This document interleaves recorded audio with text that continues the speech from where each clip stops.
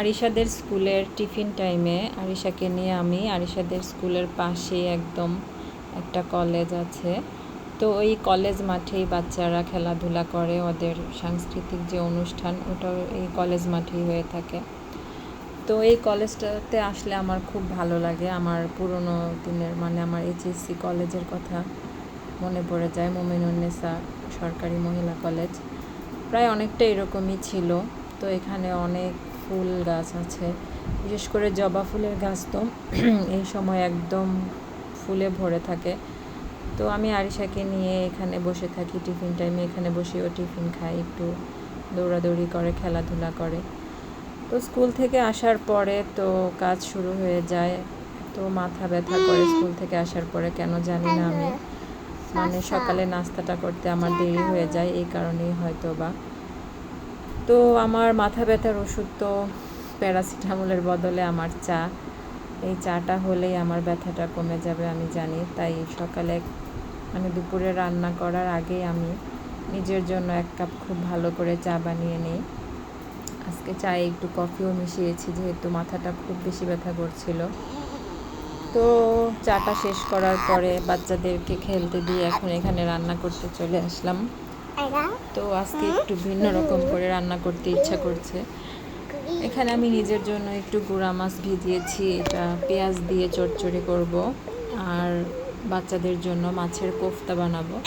তো এখানে আমি বড় বড় 3টা পাঙ্গাস মাছের টুকরা আর আলু একদম খোসা ছাড়িয়ে খুব ভালো করে সিদ্ধ করে নিয়েছি।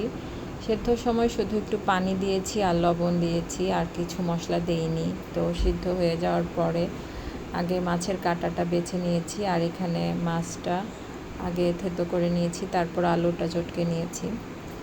এখন এখানে যেহেতু মাছ আর আলুটা একটু নরম, তাই এখানে অল্প ময়দা দিয়েছি, আর দিয়েছি হলুদ গুঁড়া আর ধনিয়ার গুঁড়া, আর বেশ খানিকটা পেঁয়াজ কুচি দিয়েছি। কাঁচামরিচ কুচি দিব না, কারণ আমি সেদ্ধর সময় 3টা কাঁচামরিচ দিয়েছিলাম। আর দিয়েছি অল্প আদা রসুন বাটা। এগুলো দিয়ে এখন ভালো করে আমি মেখে নিয়ে এখন এই তো ছোট ছোট করে কোফতার মতো বানিয়ে নিয়েছি। আসলে আমার মনে হয় ময়দাটা একটু কম হয়ে গিয়েছিল, তাই একটু নরম ছিল। যদি একটু বেশি দেওয়া হতো তাহলে কোফতাগুলো আর একটু শক্ত হতো। তো শক্ত হলে কেমন লাগতো জানি না, আমার কাছে নরমটাই ভালো লেগেছে। তো কোফতাগুলো আমি তেলে খুব ভালো করে ভেজে নিয়েছি। কিছু কোফতা আমি ভাজিনি, অর্ধেকটা ভেজেছি অর্ধেকটা ভাজিনি।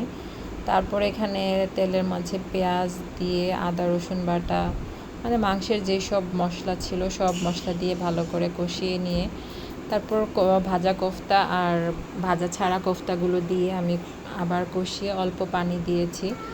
একদম নাড়াচাড়া করিনি, কারণ ভেঙে যাবে, এত শক্ত ছিল না যেহেতু কোফতাগুলো।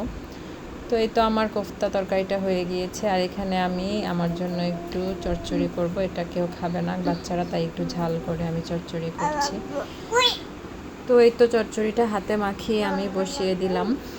তো আমার রান্না বান্না শেষ, এখন আমি নিজের জন্য প্লেটে সাজিয়ে নিয়েছি। তো এই ছিল আজকে আমার দুপুরের রান্না বান্না। সবাই ভালো